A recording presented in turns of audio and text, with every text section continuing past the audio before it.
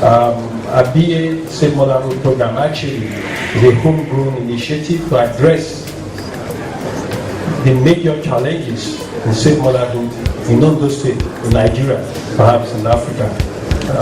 It's about redistributing resources, it's about tracking, it's about monitoring.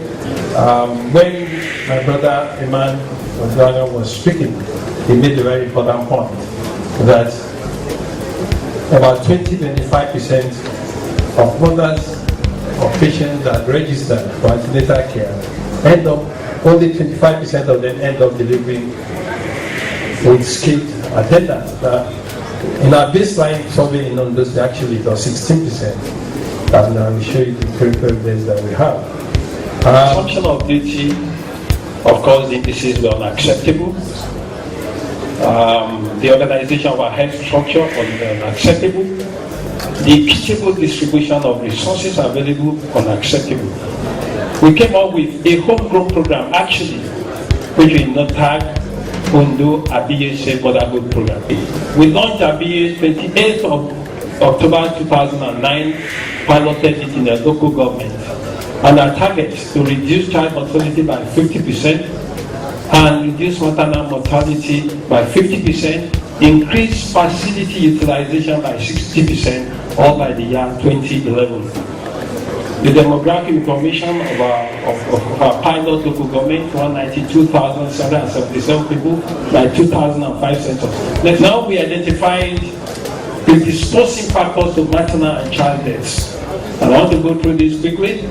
The primary phase of delay is in seeking care when complications arise. And you are all familiar with that. The secondary phase is reaching care when decisions are taken to seek care. And the tertiary phase is even accessing care when even you arrive at the facility. And the quaternary phase is referring care from where it is initiated to where it can be completed. And the methodology, we did sensitization, we did baseline survey, and this is very significant. Show that less than 16% of registered antenatal patients delivered in the facilities. They spend 8 months singing in antenatal clinics, but the critical moment when they need skilled hands, they don't get it. So what we did, the philosophy is this. There was a story about the Ivorian who told us why Ivory Coast, in spite of the landmass, has more cocoa production than Nigeria. So how did you do it? They said in Ivory Coast, because cocoa is so important to them that every cocoa tree has a file in the ministry. And every cocoa tree, they just occurred to me.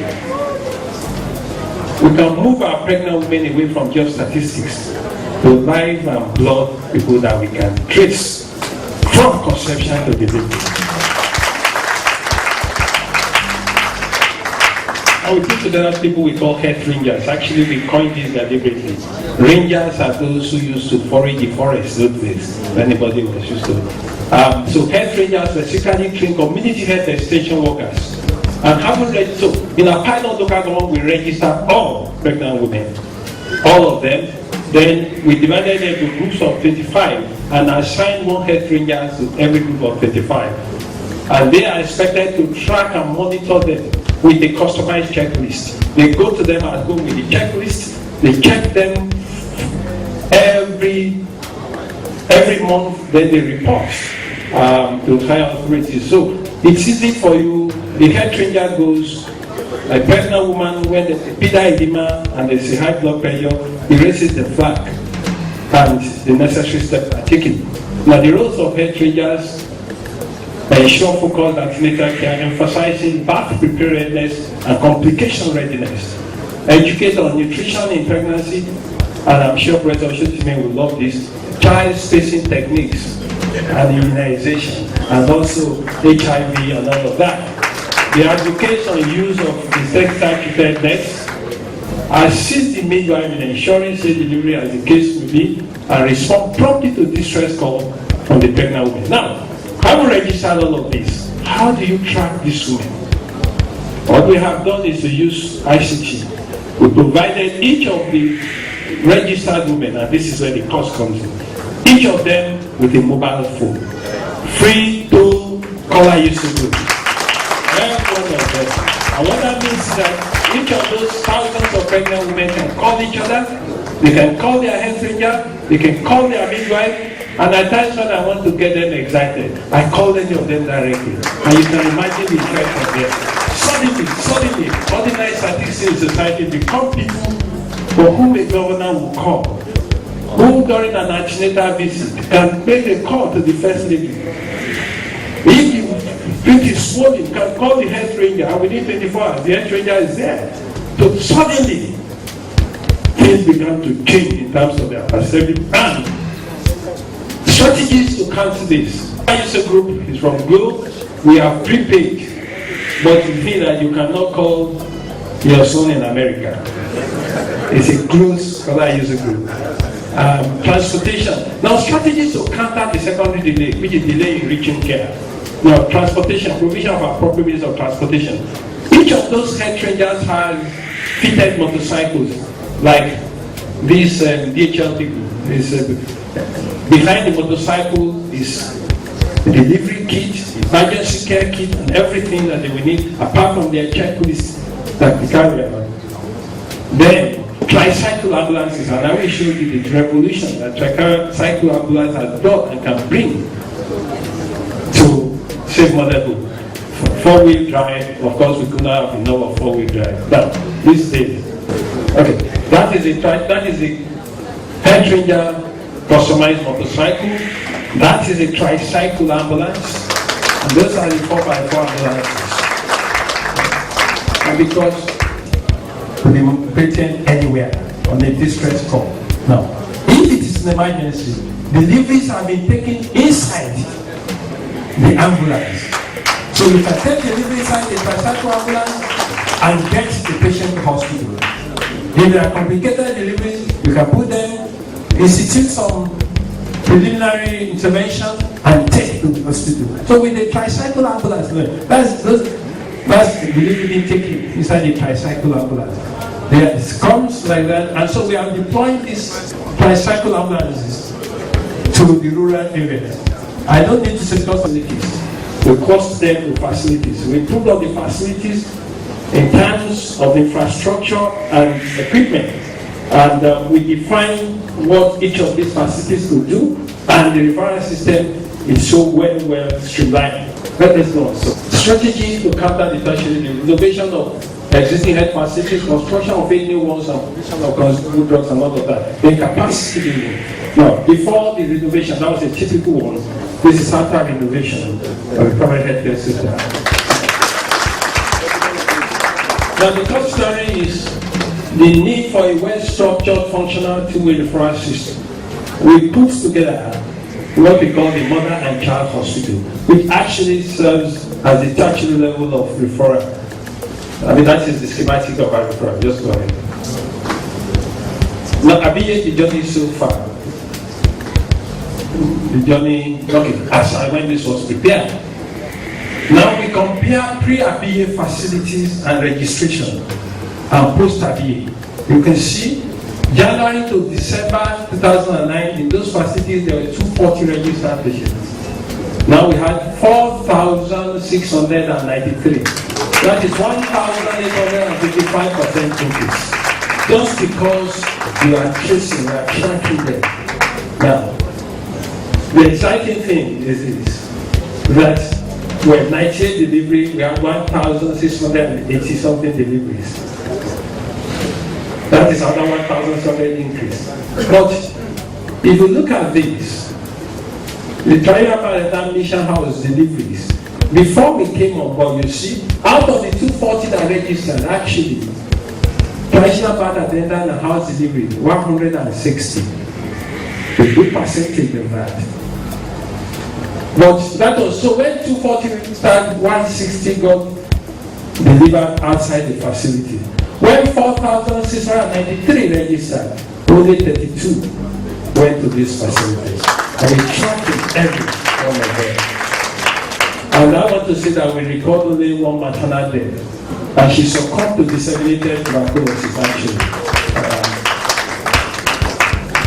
Now, scaling up, We are conducting an impact assessment. We are now conducting baseline study for what we call Abiye Plus, but that is scaling it up to other local government, sensitization, advocacy, and all of that. Monitoring evaluation, we have committees, Abiye committees from the communities to the state level, the MIE aspect and all of that, community mobilization. That is an example of a community mobilization meeting of Abiye. Just go. Now, for us to be able to actually put our hand on maternal mortality, we have passed a legislation in Ondo State called Confidential Inquiry into Maternal Deaths in Ondo State. Permit me with all sense of modesty to say that it's a grand widow. I wanted to say I'm smart. I don't want to say that. I don't want to sound modest. But Mr. Speaker is here with me because that's where the money is coming from. That's why I brought it. I want to thank Mr. Speaker again for this bill. This is a groundbreaking bill. It was passed to law in May 24, 2010, mandating the reporting and investigation of circumstances around all maternal deaths. Our goal is not to sanction. We only sanction when you don't report. Even if you say quack, oh, we don't care. There are criminal laws to take care of that. But this, you will only be sanctioned if you don't report. But you won't be sanctioned if you report that you are a quack and they came and there's a maternal death. One more. This laid the foundation for accurate measurement and tracking of maternal death in the state of public policy and population can be built. When we talk of 545 now, I think we just making ourselves happy. Much higher than that. Now, let me just talk about Mother and Child Hospital, which is a purpose-built 100-bed tertiary care facility. And I say the guys that did this job are here. Dr. Yeniyi is the Chief Medical Director of Mother and Child Hospital. Okay. I pulled him out of Lagoon Hospital to come to the State Hospital. It's actually the Commissioner for Health, who used to be coordinator of Abyie Project, who is recently got promoted to the Commissioner. These are the guys doing the work. Because when I told them, and the Chief of Staff is here, he's a medical doctor, unfortunately he did not attend the fair, but he attended the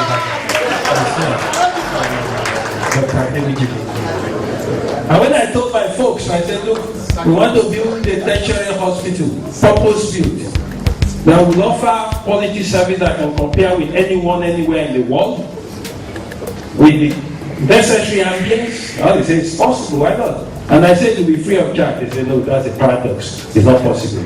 But our paradox has been translated to reality. And you will see that I'm about to tell you. Mission statement: to run an integrated maternal and child care facility poised to provide quality and critical intervention when required. Already we are one of the busiest maternity centers in Nigeria. As a matter of fact, the first year we were doing 20, we are now doing about 30 deliveries per day. I wish Abiola would have been here, it would be almost 20% of our patients come from Ondo State. So we pay premium at the appropriate time. But for now, it's free of charge. It's free for now. As at 13th of November 2011, that's less than 2 years, 20 months of operation, 32,751 patients have been treated, including 18,000 under 5 and 14,553 pregnant women. 8,034 safe delivery, including 1,250 cesarean sections, all free of charge in a world-class environment.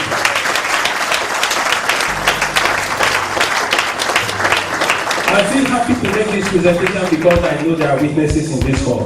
Otherwise, I would not make it. I won't say these politicians, they make mouth too much. And that is it. World-class environment, free of charge. Improve efficiency strategy, address the issue of maintaining quality of care. Now, this is the magic how we did this. We institutionalize clinical treatment guidelines and protocols in line with cost-efficient, evidence-based practices and stark realities. The second thing is that the standardization level standardization of care of common life-threatening illnesses afflicting our pregnant women and children. And the third leg of this success, to address the issue of staff shortage, we successfully, and many doctors may not like this, but the beautiful thing about being chief executive officer at times that you can decrease some. To address the issue of staff shortage, we successfully implemented the principle of task shifting and sharing among healthcare professionals. Hitherto traditional duties of doctors are undertaken by nurses. Those of nurses are undertaken by attendants and others. Even the janitor and those who clean, they resuscitate the baby. Our doctors don't treat malaria for anesthetic clinic. They don't discharge patients. Or after doing the surgery, the protocol clearly stated. You know when the red flag is to be raised, you know what to do at the appropriate time. And let me tell you, as cesarean sections, they get discharged 48 hours to 72 hours. And I don't know whether we have recorded one case of post-operative infection. Everything working like the hand of a glove. In one single facility, we did 30 deliveries a day now. And you can't see no congestion around the place. And the beautiful thing is that you won't even know we are in hospital, although it's inside downtown. Okay, I wrote that correctly. A prerequisite for this is institutionalization of clinical protocol for some kiosks and intercadal wrangling. Everybody knows what to do. And our nurses set drips, they take deliveries, complications, they know what to do. And post-operatively, we have no business with the doctor. And we have run it very successfully. The other leg of our efficiency, we have eradicated. This is one free health program in Nigeria where people will say there's no drug, out of drug. Go to Mother and Child Hospital. Today we have satisfied our drug requirement 100, I can say 99, 100%. In eradicating out of drug syndrome and personal shortage of medical consumables, we already implemented a unique, sustainable, digitalized drug procurement system that epitomizes cost efficiency, accountability, and transparency. This has made it to effectively finance. We have found out that more than 40-50% of the cost of drugs are wastage. But we talk about that. Let me be very fast. This innovation strategy has resulted in increase in inpatient turnover by more than 100%, decrease in workload per patient by more than 100%, decrease in cost of care per patient by more than 300%, increase in quality of care tested by the social integration evidence in our client profiles. And I'm very proud of this. Social integration. Professor Shotime talked about, everybody talked about the inequity in our society. 15% emitting 50% of carbon, 80% of budget going to 10% in society. We have achieved social integration in Ondo State. In Mother and Child Hospital, the wife of a commissioner is lying next to the wife of a messenger, to a bank executive, to a bricklayer by choice, because you can't get care comparable with what you have anywhere in this country. If I sound in good, just pardon me. Mobilizing human resources to illustrate will show 2010 health statistics. Now, we want to show you the 2010 health statistics at the Mother and Child Hospital, compared with the obstetric department of a federally funded university, Lagos University Teaching Hospital. And these are figures from Luth. And we are just seeing this to show that there is lots of improvement. We're calling a call to action for improvement in some of the things we do and what about some of our basic assumptions. Between January and December 2010, Luth registered 3,000. But between January and December, they're actually January to September, but January to December, Mother and Child Hospital registered 7,378 patients. Between January and December, 2,220 total deliveries. 2,200 Luth, we delivered 3,500. Maternal mortality between March and December, Luth recorded 47, we recorded 86. And I will tell you, people may say because of morbidity, I will tell you, will show you that as a matter of fact, there is a crude MMR,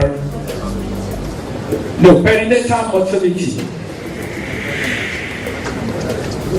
Let me go down. Number of eclectics for that same period. Youth had 34, we had 58. So in terms of mobility, we think we have done very well. So you don't, the argument should not be that it's more sick people that go to youth. As a matter of fact, more sick, more difficult, more complicated cases come to us. A lot of them from a town in Ondo State, but because somebody is here, I will not mention that town. Now let's look at the cadre, and this is where task shifting and protocol comes in. All our successes actually based with this protocol and task shifting. For the same figures, Youth had 14 consultants. We have 2 consultants in mother and child, 1 medical officer. The total number of medical officers running a business mother and child 9 compared to Youth 51. And you recall the statistics of number of deliveries we have had. Maternal mortality, we have also compared with Federal Medical Center in Ondo State, in Ondo State, in Calabar, Kwara, and you can see the statistics. We have not only treated much more patients, but in terms of mortality, we are down, we have reduced mortality considerably. Yes, next. Mobilizing financial resources. Budgeting for running of service as mother and child was initially experimental. Then we developed a homegrown approach. Go on. Cost of care, this will interest you. We have put the cost of care on the part rates. Care of routine vaginal delivery. The average cost is 3,615 naira.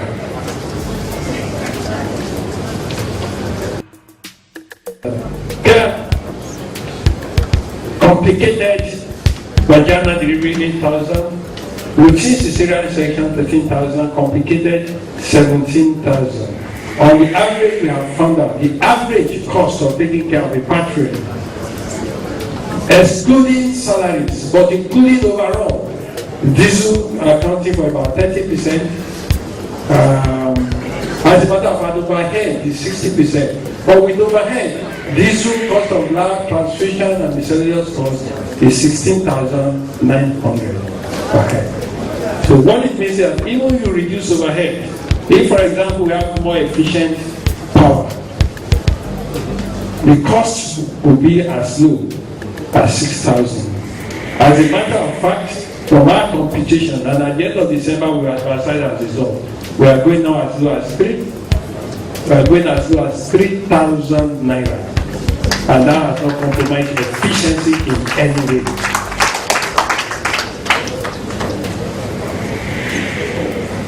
Well. So, for our own sustainability for 30,000 patrons in Ondo State, we're trying to look at how to sustain this. And we have made a computation.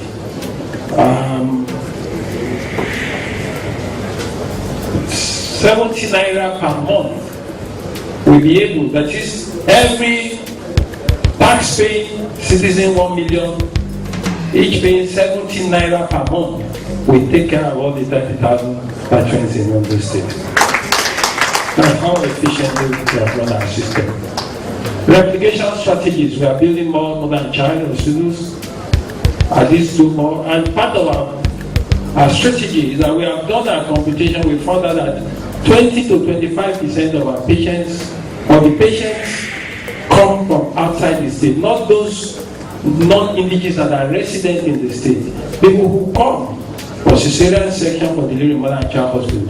For now, it's free of charge. They were working on perhaps Nigeria's first multi-application smart card that every citizen of our state will carry. If you don't have it, you pay premium for our services.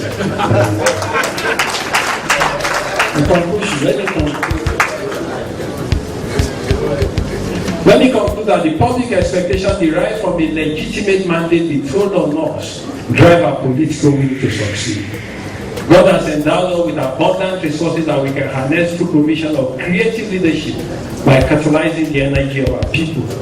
We are committed to ensuring that pregnancy will no longer be a death sentence in Ondo State. To our friends and partners, we are calling for partnership. May the God Almighty continue to guide you all as you strive to make positive difference in good governance in our people. Our people are calling for action. It's time for action. Homegrown action. That is the way to go. We must develop our home programs to solve our peculiar problems. God bless you. Thank you.